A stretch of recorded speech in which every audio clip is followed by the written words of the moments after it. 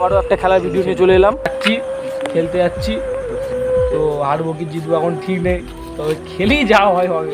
আগের দিন একটা সেমিফাইনালে হেরেছিলাম, সব কষ্টের মধ্যে আজ ফিরে যাচ্ছে। তেল মেরে নিচ্ছে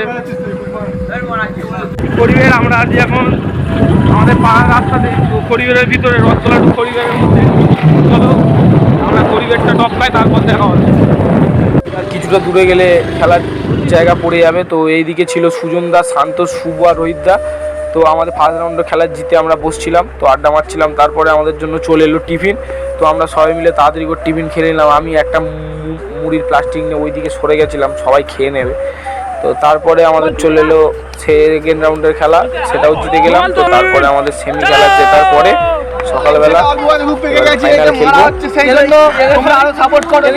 খেলতে আসি বলে মারে, ঠিক আছে, আর খাবারও ভালো। আমরা চ্যাম্পিয়নে উঠে গেছি, এখন আমরা খেলবো। এখন সকালবেলা ফাইনাল খেলবো, ঠিক আছে। দেখো ফাইনালে টচ হয়ে গেল, চলো ফাইনাল।